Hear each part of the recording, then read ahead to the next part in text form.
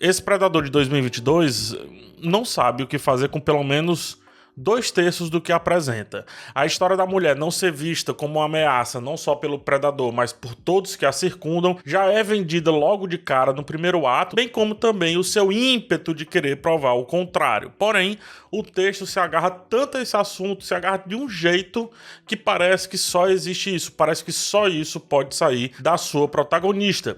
É como se também a audiência fosse incapaz de entender da primeira ou da segunda vez que esse tema é abordado. Um problema claro de uma trama que sabe o que quer fazer com o principal produto da existência do filme, o predador em si. Sim, as cenas dele lutando, etc., convencem demais. Mas o filme não tem estofo para além desse lance da mocinha que não é tão mocinha. Em vez disso, aposta em diálogos e momentos cada vez mais expositivos e maltrata a cultura do povo que usou como uma âncora para o drama desse filme. A sua narrativa se desenrola como quem desenha uma forma no papel e vai explicando cada traço que é dado como se não fôssemos capazes de esperar ou o desenhista terminar o seu trabalho ou de entender sozinhos ali, sem tanta ajuda assim do que estava sendo exibido em tela. Antes de continuar rapidinho, deixa eu só te pedir para se inscrever no canal. Aproveita e também deixa o like, coisa que ajuda demais o meu canal a continuar crescendo e para você é algo de graça e rápido. Muito obrigado. Seguindo. Temos um caçador virando a caça, tal como o primeiro filme. Felizmente, não nos foi apresentada mais um pouco da mitologia dos predadores, que, convenhamos, é muito legal, mas estragou todos os filmes seguintes do primeiro. Todos. Quanto menos a gente souber sobre Predador e tudo mais, melhor. Isso é coisa de fã ficar discutindo em rodinha. Agora, se o filme não precisa de justificativa pro seu principal ativo, né, o personagem título aqui, que tal não precisar também pro resto todo? Sabemos o que vai acontecer. Não adianta enganar tentando criar subterfúgios, desvios que fiquem afastando o objeto central ali do que vai acontecer, gente. Não adianta ficar tentando desviar a protagonista do óbvio. Encher a trama de caminhos laterais enfraquece o ponto central daquela jornada. Os caçados virando a caça, fim. Ou isso, ou então tem a coragem de inverter as expectativas colocadas, o que também o filme não faz. Questiono inclusive se a história realmente precisava de um mísero diálogo que fosse. Menos ainda em inglês, e menos ainda em um inglês moderníssimo.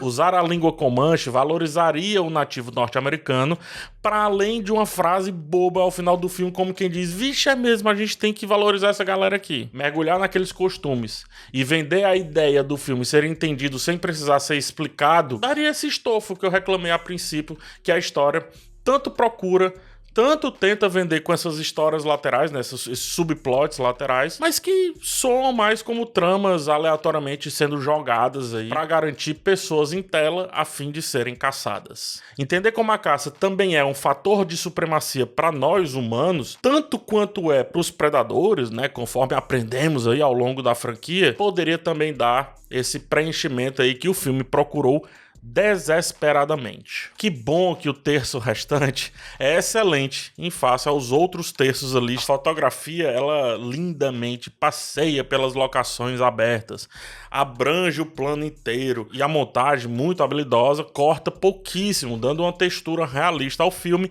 o que beneficia e muito o impacto inicial logo ali no primeiro ato. Inclusive, a cena dela, né, da Naru, indo de encontro à família ou à comunidade dela, ao povo dela, é esteticamente perfeita e carrega consigo muitos significados. Nem precisou falar para entender esses significados de que uma estava indo contra a essência da outra. A estética sobressai, mas não leva muita coisa com ela, a não ser nessas cenas mais isoladas e nessa que eu citei agora. A protagonista, né, ela tá excelente no papel. Ela sustenta muito bem a personagem que se coloca como alguém potente, porém inicialmente, aparentemente, em uma casca frágil. Casca essa que vai sendo desconstruída quando a gente vai vendo a jornada acontecer.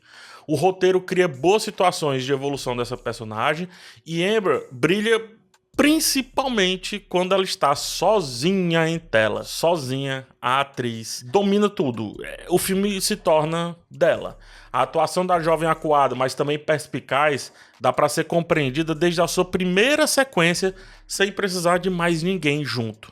Até que a direção não acha isso suficiente e segue jogando personagens em tela como se Naru não fosse autossuficiente, tanto naquele contexto, o que traria um excelente tópico pro filme em si, o que ele quer discutir, quanto olhando, né, quanto olhando pra a concepção da trama. Ela e o tema da caça, ou sei lá, ou da cultura dos Comanche, bastariam.